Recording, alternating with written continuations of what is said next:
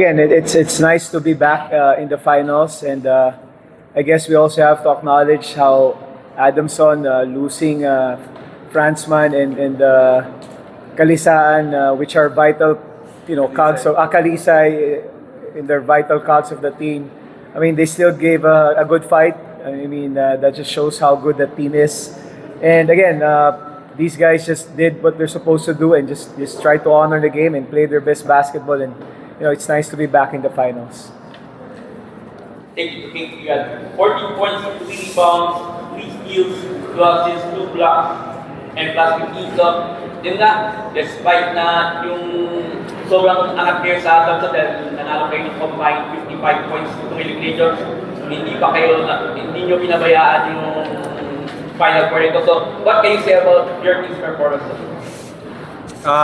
Prior to this game, pinag-usapan ng coaches namin kahapon sa team meeting namin na, ayun nga, despite na 55 points yung lamang namin sa kanila, yung margin, magsisimula yun sa 0-0 ulit eh.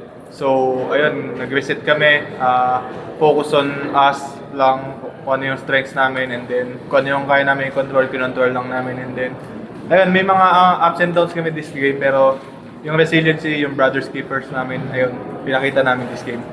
Thank you, Joshua. 11 points, 2 assists, 2 rebounds, 1 steal. So, what can you say about na ito, finals na naman kayo and you're having a fun good season so far? What can you say?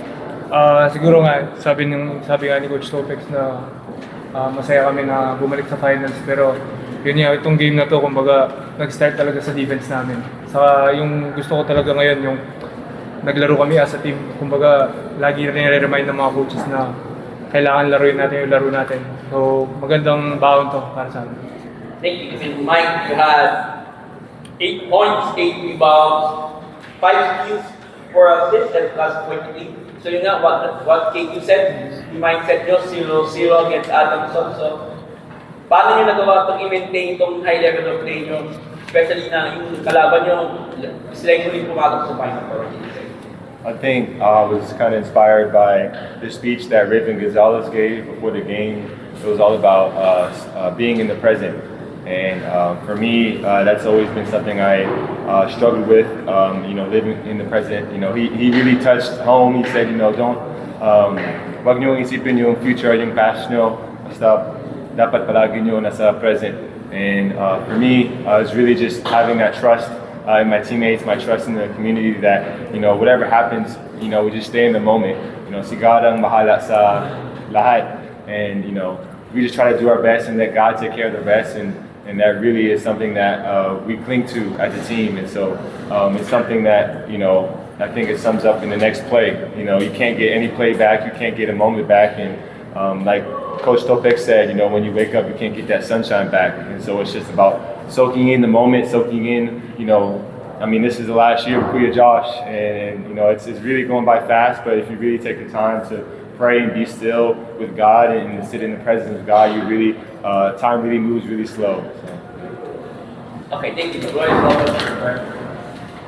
So everybody, we're going to face UP again for the second straight year. Pero what are the biggest differences from the team last year and from the team this year, based on the two matchups you've had so far?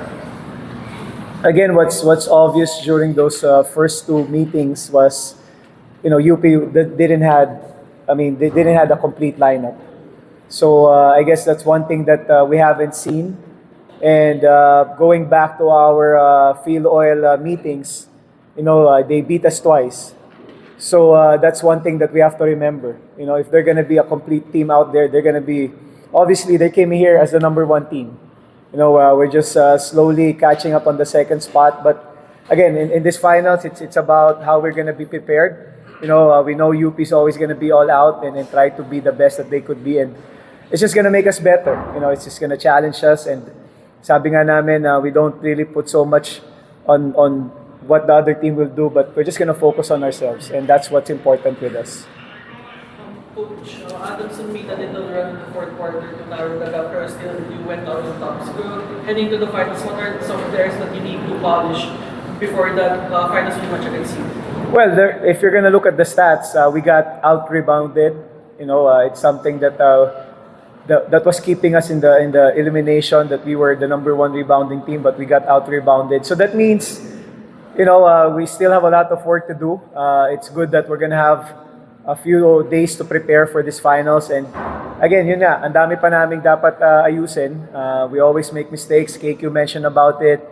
Mike mentioned about it. So it's just another opportunity for us to learn and really experience growing in the finals, which only 8 guys came from that last year's finals sa amin. 7 are coming in new. So it's just something that could be a challenge for us heading into these finals.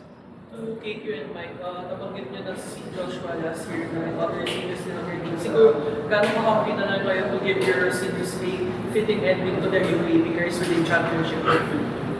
Yeah, Josh is someone who I personally draw a lot of inspiration from. I always say this, but ever since I first came here in the Salle, he was that Kuya to me. And we all personally got to witness his fight and his struggle with his injury. I remember in the Adamson gym, and Josh, time may come and it may pass in the Salle, but what he's leaving behind is going to stay for years and years to come. And I'm not sure if he realizes that, but every little thing he does is part of our culture.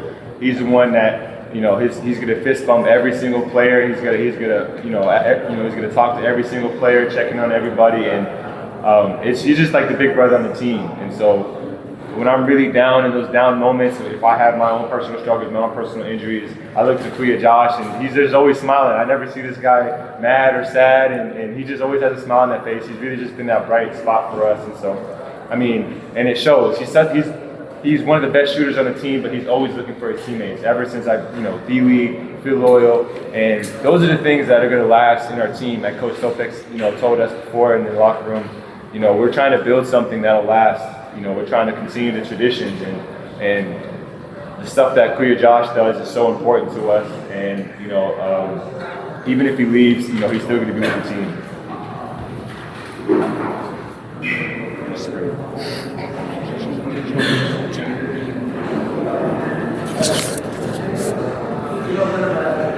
Coach, ito lang, again, UP, so sa final 3 months again, so 1 week break, so ano yung kailangan i-address mo? Siyempre, of course, yung UP may mindset din yan na they want to require redemption, so what do you say? Well, again, I keep on telling this, that we don't know what they will do. We don't have control of what they'll do. We'll have full control of what we're gonna do heading into the finals, and yun lang talaga yung pagtutuuan na namin ng pansin. Sa amin, just having a lot of time to be together is really important. It really builds us, and it's just gonna get us through this championship. And to KQ again, you. I think coming into this finals, 0-0 ulit. No matter what kung ano yung history ng naging games namin nung round 1 and round 2, magsisimula ulit sa panibago eh. So, ayun, mas focus kami, focus on the details sa lahat, come prepared. Ayun nga, finals to eh, kumbaga, bibigay mo na lahat para sa school mo kasi, ayun nga, 3 game lang to, 2,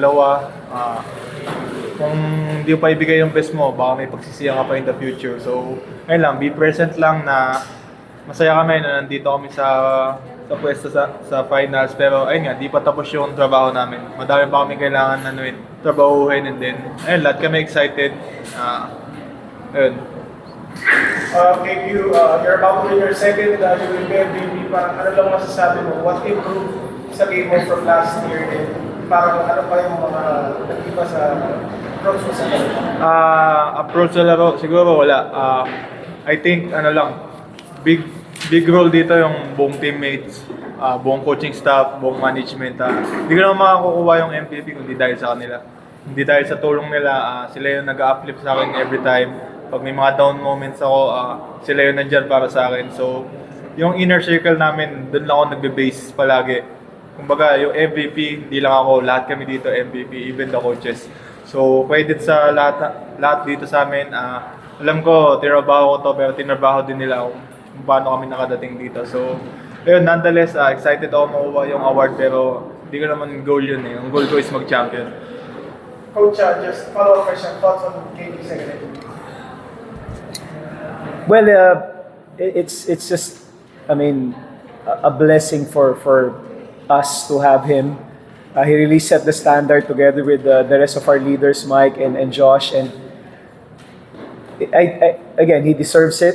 You know, it's really something that he worked on, and he didn't took any shortcuts. He did it the way a true MVP should do it, and yun nga, there's still a lot of championships to play, and hopefully it's gonna be a good experience for us heading into the finals, just to ride on what KQ will get as an MVP.